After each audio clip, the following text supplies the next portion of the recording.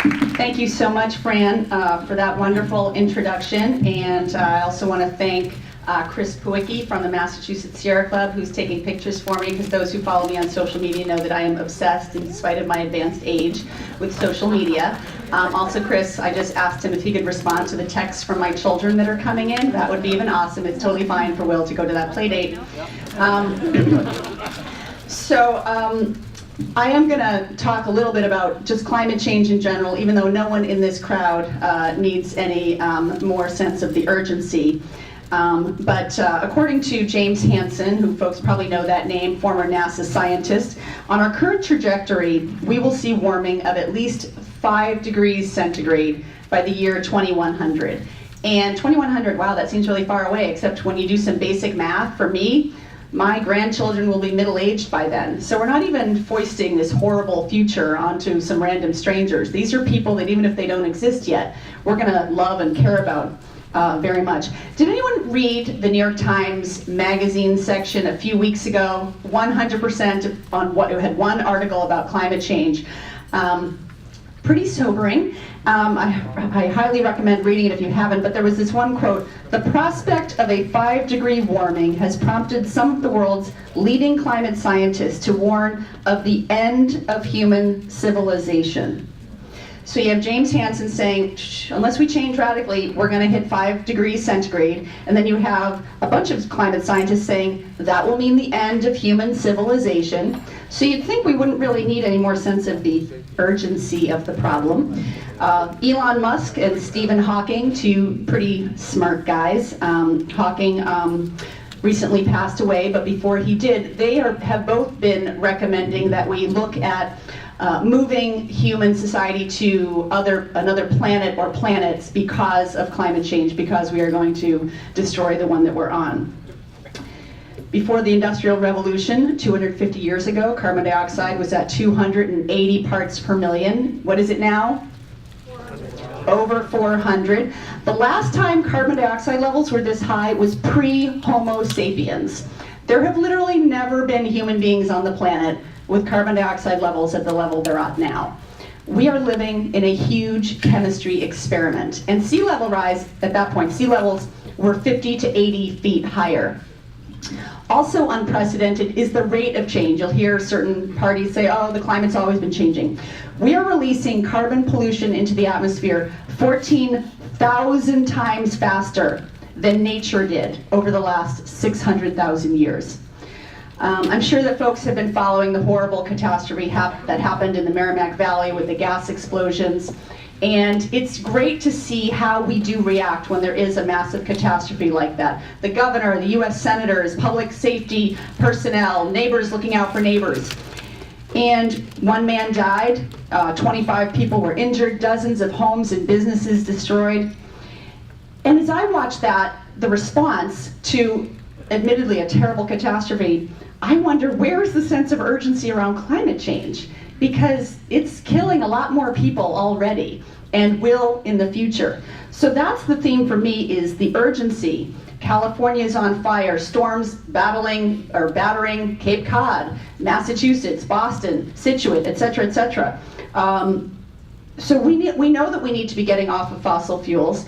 We know that we need to be using less energy, and probably we're going to need to be pulling the carbon pollution out of the atmosphere that's there now. So MIT has got to be on that, I'm sure. And that's where net zero solutions come in, right? So that's why it's so important that you're talking about that today. But I would argue in all of these issues and what we do moving forward, that Massachusetts matters more than other states. Anyone here from Massachusetts originally? Oh yeah, all right, well me too. So we know we actually are smarter than everyone else, like we think we are, but we kind of are. Okay, what are some things that Massachusetts has led on in recent years? Healthcare, right? Obamacare used to be Romney Care. He was for it before he was against it, right? What else? Great communities, but even nationwide, things that started here and then went nationwide. Gay marriage, marriage equality, right? After Las Vegas, the first state to ban bump stocks. Yes. Massachusetts, most educated state in the country. U.S. News and World Report 2017, best state in the country.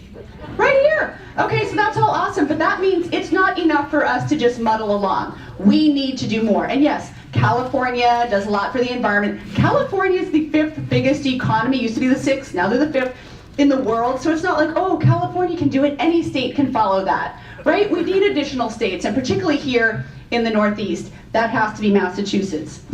So knowing all that, what is actually happening on the ground? So we passed the 2008 Global Warming Solutions Act. I know folks in this room are familiar with that, which required that we reduce greenhouse gas emissions 25% below 1990 levels by 2020 and 80% by 2050. But we're not even on track to meet that very first goal. Folks might remember there was a lawsuit, Mass Energy and CLF and some teenagers sued the state for not being on track to meet our 2020 goals. The Supreme Judicial Court found unanimously that we are not on track. And that is the very first target, right? That's the easiest one, arguably, right? The lowest hanging fruit, already not on track. In the last year and a half, the number of solar jobs in Massachusetts has gone down by 3,000, over 3,000. We used to be at over 15,000, now we're under 12,000. That's the wrong direction. In the last legislative session that ended in July, and I worked with many of you on this, so it's really nice to see old friends here on that. Our state Senate passed really ambitious climate change and clean energy legislation, and our House passed really mediocre legislation, and the House version is really what ended up coming out. And it's just nowhere near that legislation what we need to be doing to be transitioning off of fossil fuels. Our Department of Public Utilities, now they're in the target a lot these days, they approved a tax on every electricity customer in order to pay for $6 billion in new fracked gas infrastructure in Massachusetts. Knowing everything we know, I don't have time to go into how bad gas is, but it's arguably, when you think of all the leaks along the way, arguably as bad as coal for warming purposes. That's what the DPU thought would be a good idea. Again, the Supreme Judicial Court, our heroes yet again, ruled that that tax would be illegal. The Department of Public Utilities just approved a recent authorization for new solar charges, new demand charges. They also allowed the elimination of time of use rates, which sounds super boring, so I'm not going to go into it, but I'll just say if you're going to have everyone moving to electric vehicles, you don't want them all charging at peak times when we use the dirtiest energy. You want to be able to give them incentives on when to charge. The Department of Public Utilities is run by a former fossil fuel executive. She was with the New England Power Generators Association, and before that she was with the Associated Industries of Massachusetts, and that's who Governor Baker thought would be appropriate to be leading the DPU at this time. But wait, there's more. Right here on Cape Cod, let's just say I've met several of your state representatives, and even though the Cape Cod, speaking of facing an existential threat from climate change, not all of your state representatives support putting a price on carbon.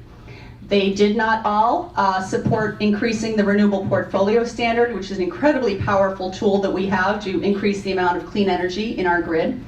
One of them, and this was in public, some of you were there at Cape Cod Academy about a year or so ago, when asked what we should do about climate change, he said we should plant more trees.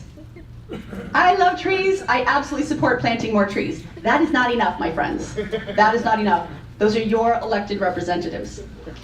And I know I can see that there are some surprised-looking faces, because there are people, I know I've encountered them doing some trainings on the Cape, who think, wait, I thought all of our reps were awesome. And I would love to suggest that you Google it yourself, don't take my word for it, but you can't really Google it yourself. And you know why? Because you can't really see very easily what they do. Does anyone here, I know there's one elected official here, any other local elected officials in the room? Anyone serve on a local commission? Right, so you're probably familiar with the open meeting law. Right? So as a city councilor in Newton, I can't even send a group email to more than a quorum of city councilors about anything we're deliberating on. We can email about our holiday party and so forth, but we can't do a group email. We can't talk about something that's not on the agenda. The agendas have to be posted 48 hours in advance. So our state legislature, in their wisdom, has exempted themselves from the open meeting law. So they can deliberate behind closed doors, they can arm twist behind closed doors, and they do. they can vote behind closed doors. That's why so often you see unanimous votes, or you see that things just didn't come for a vote and you don't know why. So that's a big deal when it comes to holding people accountable. So I hope that anyone who cares about any issue would be in support of trying to get more transparency here in Massachusetts. So another important group in this whole issue is the Cape Light Compact, and I know they have a table here. They're doing fabulous work in terms of bringing prices down and reliability and so forth. But I will say they've had a municipal aggregation program for many years, and that is fabulous, and they've started to green it up. And what that means is they're allowed to contract for electricity on behalf of the residents and the businesses, anyone who's not on a third-party contract.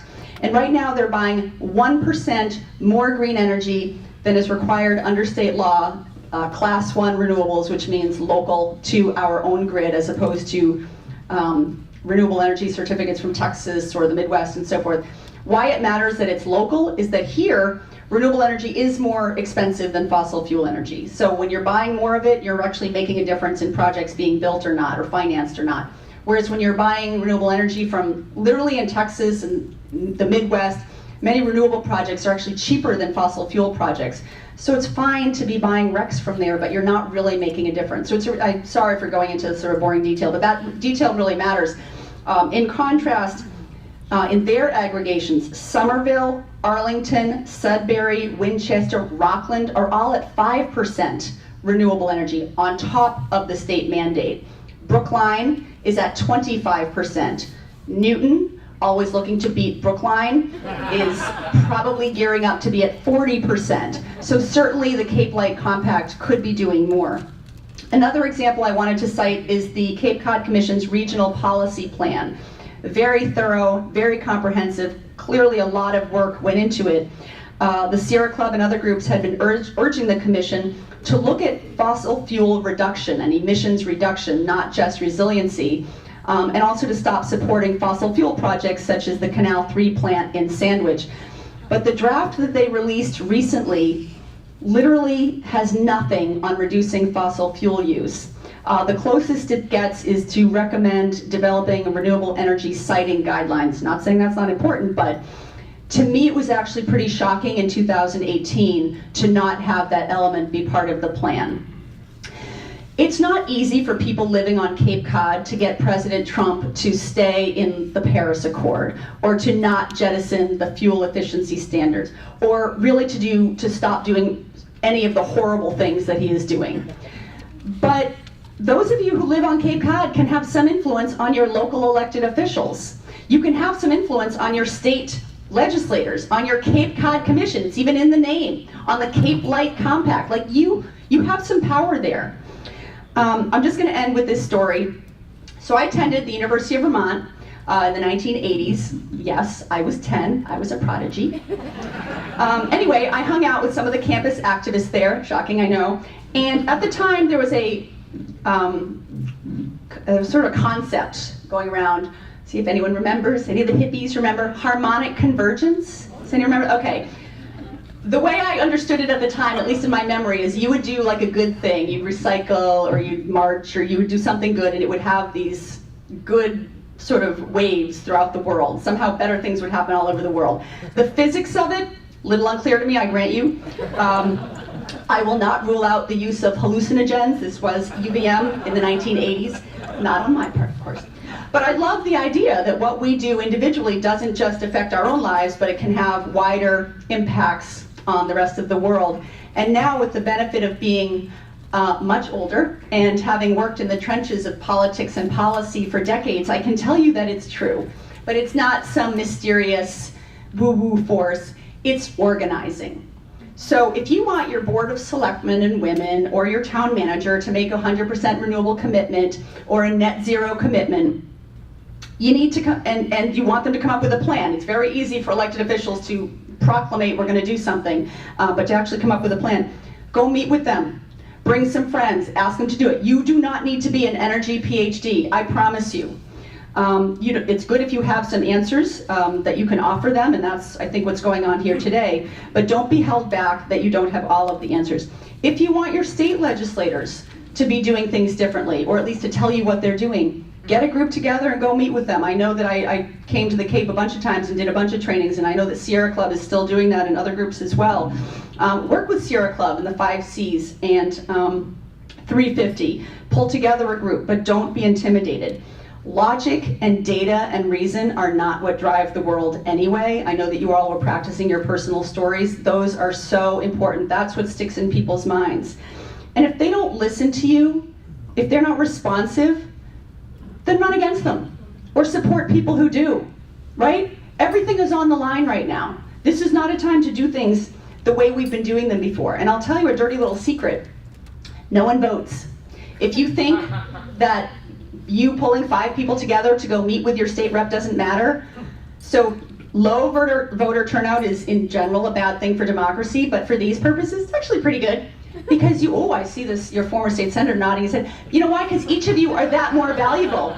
Someone shows up at the Dunkin' Donuts in Barnstable to meet with their state rep, the 5 of you, he or she is like, yeah, these people vote. And they're probably the type of people that other people are like, Barbara, just tell me who to vote for because I know you follow these things. Right? Is anyone here an influencer for your friends? You know what? You could share that with Representative. Thank you so much. The 20 women in my book club are going to be so excited to hear that you're with us on the RPS. That is so wonderful. Who in your office do I follow up with? That is so wonderful. Let's take a picture and put it on social media. That is all. It is so not rocket science. So not rocket science. So who here has children? Grandchildren? Nieces, nephews, pets. We all have little people in our lives, and to me, animals are people, that we care about, right? And when I think about what I would be willing to do for my kids, it's actually not even what I would be willing to do, it's what wouldn't I be willing to do, right? When I think about keeping my kids safe or keeping the next generation safe, nothing scares me and no one scares me. And that's where we are right now. We need to put aside being intimidated by people in power, etc., especially the people that you can have some influence on, and go get them to do things differently. Right now, high school kids from Parkland, Florida are traveling all over the country to change our nation's gun laws. If a bunch of kids are brave enough to challenge the NRA, aren't we brave enough to challenge some state-level politician? No disrespect, but really, right? To pass the kind of legislation that we need, and so that makes Massachusetts a leader, so others, when they're ready to follow, and they will be, they have ideas to look at and policies in place to look at to follow. So with that, I say go for it. Let's go make a difference. Thank you.